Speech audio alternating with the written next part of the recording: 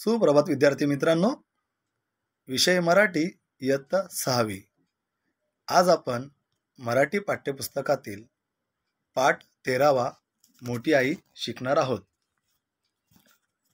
विद्यार्थी मित्रांनो, मोठी आई या पाठाच्या लेखिका आहेत मालतीबाई दांडेकर। विद्यार्थ्यांनो, ज्या मातीवर आपण पोचलो जातो म्हणजे ही आपली भूमाता, धरती माता। या धरती मातेने म्हणजेच मोठ्या आईने आपल्याला काय काय दिले आहे, ह्या आईची म्हणजे ह्या मोठ्या आईची महती या पाठातून मालतीबाई दांडेकर तपशीलवार इथे आपल्याला सांगितलेलं आहे। चला विद्यार्थी मित्रांनो, पाठ मोठी आई आपण समजून घेऊया। आपली आई आपल्यावर किती माया करते, खाऊ पिऊ घालते, पोटाशी घेते, गोष्टी सांगते। किती छान असते आपली आई। या आईहून एक मोठी आई आहे, ती देखील किती छान आहे। तिने तुम्हा आम्हाला लागणारी प्रत्येक गोष्ट तयार केली आहे, कोणत्या ना कोणत्या स्वरूपात दिली आहे। हे जेवणाचे ताट पहा, यातला प्रत्येक जिन्नस मोठ्या आई होती म्हणून मिळाला आहे। तुम्ही राहता ते घर, त्याला लागणारे लाकूड, दगडसुद्धा त्या आईने दिले। कोण बरे अशी ही मोठी आई? तिचे नाव भूमी, जमीन। विद्यार्थ्यांनो, शब्दार्थ समजून घ्या। जिन्नस म्हणजे पदार्थ किंवा वस्तू। भूमी, भूमी म्हणजे जमीन, माती। विद्यार्थी मित्रांनो, परिचय समजून घेऊया। बघा, लेखिका विद्यार्थ्यांनो, शब्दार्थ समजून घ्या। जिन्नस म्हणजे पदार्थ किंवा वस्तू। भूमी, भूमी म्हणजे जमीन, माती। आता परिचय समजून घेऊया विद्यार्थ्यांनो। विद्यार्थी मित्रांनो, आपली आई ही आपल्यावरती किती प्रेम करते।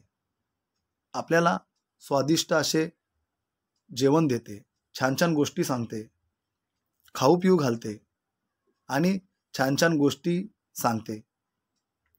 म्हणजे आपली आई किती छान आहे, बरोबर? त्याचप्रमाणे आणखीन एक आई आहे, ती म्हणजे आपली धरणी माता, जमीन। आपण तिला मदर अर्थ असेही म्हणतो, पृथ्वी, वसुंधरा असे अनेक तिचे नाव आहेत। आपल्याला लेखिका ह्या पाठातून सांगण्याचा प्रयत्न करीत आहेत की ज्याप्रमाणे आपली आई आपल्याला प्रिय आहे, त्याचप्रमाणे ही मोठी आई सुद्धा आपल्याला प्रिय असली पाहिजे। कारण आपली आई ज्याप्रमाणे आपली काळजी घेते, आपल्याला पाहिजे ते पुरवते, सर्व काही आपल्याला देते। इथे उदाहरणच बघा, आपण ज्या घरात राहतो, हे जे घर कशापासून बनलेलं आहे? दगडांपासून, लाकडांपासून, बरोबर? त्याचबरोबर आपण जे जेवण करतो, तर जेवणासाठी जे आपलं ताट आहे, त्या ताटामध्ये जे पदार्थ असतात, ते पदार्थ आपल्याला कुठून मिळतात? बरोबर, ह्या भूमातेकडून मिळतात। म्हणून ही जी भूमाता आहे ती आपली मोठी आई आहे, असे लेखिका इथे सांगतात। जमिनीत काय आहे? माती, हीच का ती आई? तुम्ही म्हणाल, खरेच ते मातीच आहे जमिनीत। पण मातीला तुम्ही कमी समजू नका। माती आहे म्हणूनच आपण जिवंत आहोत। जेवणाच्या ताटातला प्रत्येक जिन्नस मोठ्या आईने दिला, म्हणजेच तो जमिनीतून निर्माण झाला। गव्हाची पोळी, जोंधळ्याची भाकरी, तांदळाचा भात, गहू, तांदूळ व जोंधळे कुठे तयार होतात? शेतातच ना. पाटी पेन्सिलीचे मऊ दगडही जमिनीतच सापडतात. विद्यार्थ्यांनो, आपण जे अन्न खातो ते आपल्याला कुठून मिळते? शेतातून, बरोबर. विद्यार्थ्यांनो, आपल्या ज्या ताटामध्ये जे अन्न आपण खातो त्यामध्ये गव्हाची पोळी, जोंधळ्याची भाकरी, जोंधळ्याची भाकरी म्हणजे ज्वारीची भाकरी, तांदळाचा भात, तांदळाच्या भाकरीही बनतात. म्हणजे गहू, तांदूळ, जोंधळे हे आपल्याला शेतातून मिळतात, बरोबर. विद्यार्थ्यांनो, शेती कुठे होते? जमिनीतच होते ना, बरोबर. म्हणजे आपण जे जिवंत आहोत ते ह्या शेतीमधून मिळणाऱ्या अन्नावर आपण जिवंत आहोत. आणि हे आपल्याला कुठे मिळते? ह्या जमिनीत मिळते. म्हणून ह्या मातीला आपण कमी समजलं नाही पाहिजे. एवढेच नाही, साधी तुमची पेन्सिल जे असते ते पेन्सिलीच्या लिहिण्याची जो मऊ दगड असतो किंवा पाटी असते त्यासाठी जो दगड असतो मऊवाला, तो जो वापरला जातो तो सुद्धा आपल्याला या भूमातेच्या पोटातूनच मिळतो.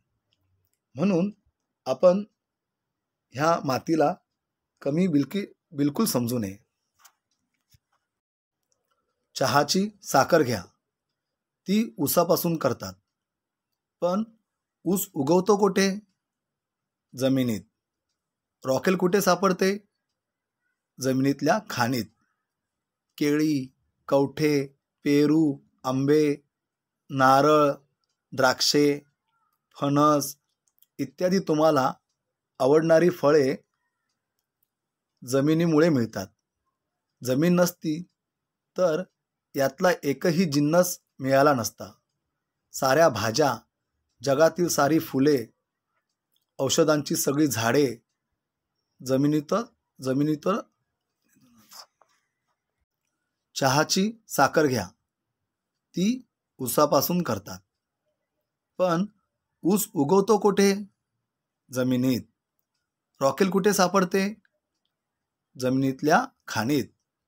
केळी, कवठे, पेरू, आंबे, नारळ, द्राक्षे, फणस इत्यादी तुम्हाला आवडणारी फळे जमिनीमुळे मिळतात.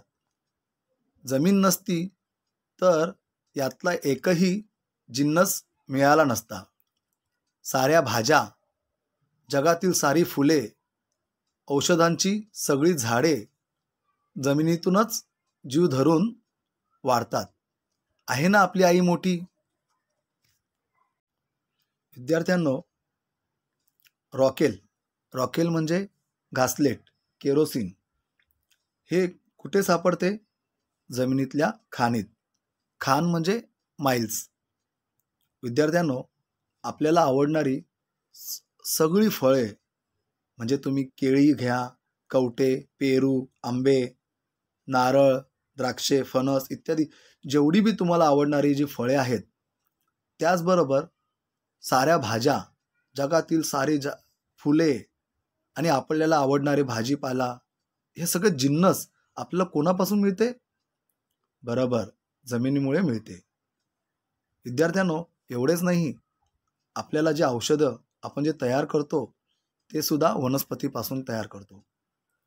तर हे औषधाची सगळी झाडे जमिनीतूनच जीव धरून वाढतात, उगवतात. विद्यार्थ्यांनो, एवढेच काय, आपण चहा घेतो. चहाचा जो आपला आवडता पेय आहे चहा, ह्यासाठी जी साखर लागते ती कशापासून तयार होते? ऊसापासून. आणि ऊस सुद्धा कुठे उगवतो? जमिनीतच. म्हणून विद्यार्थ्यांनो, हे सर्व काही जर ही जमीन नसती तर आपल्याला मिळालं नसतं. त्यामुळं आपली ही आई खरंच मोठी आई आहे. तुम्ही वापरता ते कपडे पहा, हे सुताचे आणि रेशमाचे आहेत. सूत कशाचे असते? कापसाचे. कापूस कोठून मिळतो?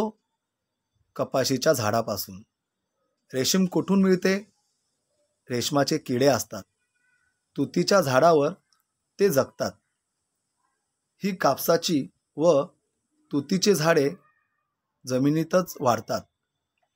जमीनच प्रत्येक जिन्नस निर्माण करते हे तुम्हाला यावरून कळून येईल.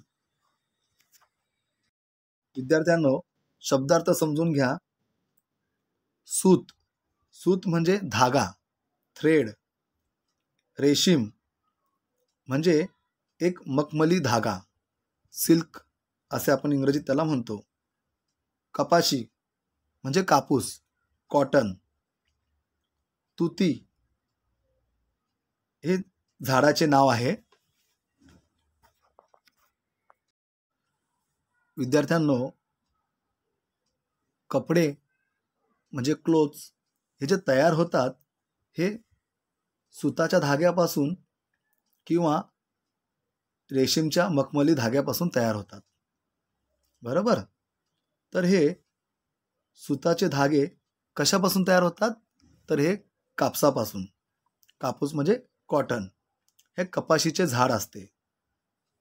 समोर चित्रामध्ये दिसत आहे त्याप्रमाणे कपाशीचे झाड असते. ह्या झाडावर कापूस तयार होतो. त्या कापसापासून आपण सुतीचे धागे तयार करतात. बरोबर.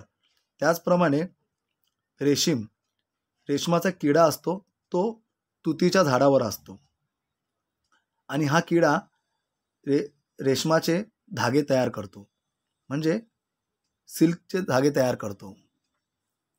बरोबर. ह्या रेशमाच्या किड्याला इंग्रजीत आपण सिल्क वॉर्म असे म्हणतो. हाही धागा तयार करतो. ह्या धाग्यापासून सिल्कचे कपडे तयार होतात. म्हणजे हे जे कपडे आपल्याला मिळतात हे आपल्याला त्या धरती मातेपासून जे तयार होणारे कापूस आहे आणि रेशीम आहे त्यापासून मिळतात.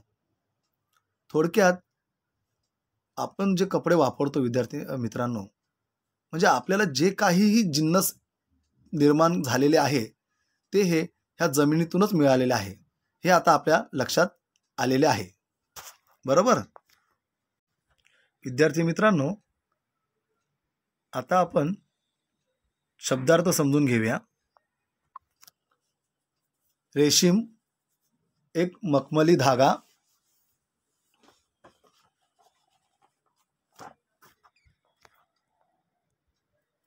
विद्यार्थी मित्रांनो, शब्दार्थ समजून घ्या. जिन्नस म्हणजे पदार्थ, वस्तू, थिंग्स. भूमी, जमीन, माती, सॉइल किंवा लँड असे म्हणू आपण. जोंधळा म्हणजे ज्वारी. रॉकेल म्हणजे घासलेट. केरोसिन. कवटे हे एक प्रकारचे फळ आहे. फळाचे नाव आहे वूड ॲपल असे त्याला म्हणतात. सूत म्हणजे धागा, थ्रेड. रेशीम म्हणजे एक मखमली